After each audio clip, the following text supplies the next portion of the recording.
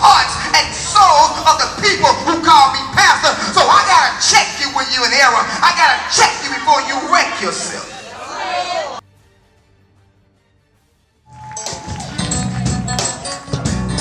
I'm declaring something is going to be said that's going to change your life and your legacy.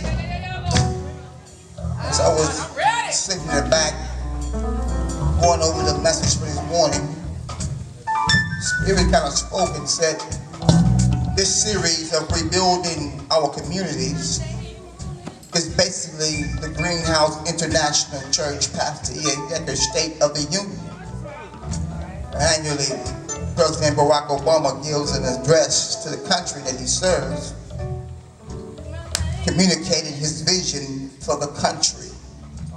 So I guess without even systematically, strategically putting it this way, rebuilding our communities is the State of the Union of the Greenhouse International Church. I like that. Last week we dealt with the call. You can take your seats just for a second.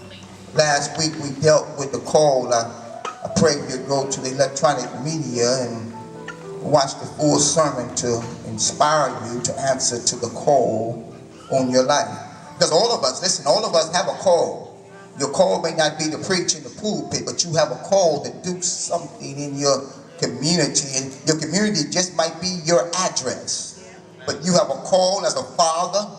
You have a call as a mother. You have a call as a son, a call as a daughter, a call as a student. Whatever your occupation is, you have a call to operate in that occupation with the spirit of excellence. Because if you operate in excellence, God will excellently bless you. Last week we dealt with the call. Today we will deal with rebuilding our communities. We will deal with the challenges of rebuilding our community. On last week, as we said, we discovered that Nehemiah realized and accepted he had a call on his life.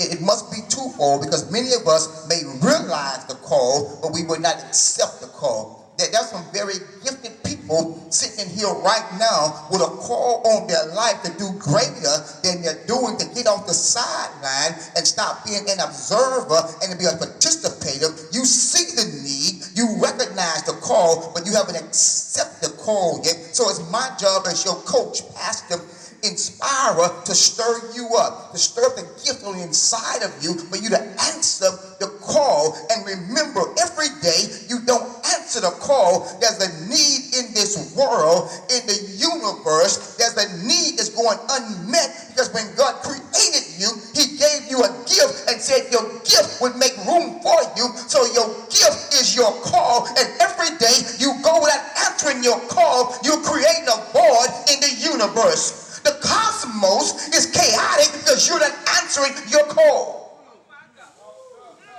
Nehemiah answered his call to rebuild his community. And today we're going to deal with the challenges associated with the call. I wish I could tell you that once you answer the call, that peace and prosperity would be the byproduct of the results of you answering the call. We're going to look at both internal and external challenges of rebuilding the wall. See, it would be easy to come here and shout you over the wall. But I got to be realistic. Because when you get through shouting, there's going to be some major challenges. And the only thing I did was arouse you emotionally, you're going to give up. See, that's the difference between a championship team and a good team. When a championship team gets down, they come together and press. A good team, when they get down, they put their heads down. Come on, man of God. That's good. You want to be a good church or a championship church? That's good, man of God. Now that's rich. See, it's easy to focus on the external challenges. My God. Because we're accustomed to facing opposition, competition, critics. We overuse this word haters. But the reality of it is, some of you are saying you have haters. Jesus. And I hate to bust your bubble, but you have to be doing something. somebody to hate on you. You're using that hater nation as an excuse to not reach your full potential. Because it's easy for me to blame somebody else for me not reaching my full potential. See, it's easy for me to blame the weather or the woman or the woman. It's easy for me to blame the White House. But what about your house?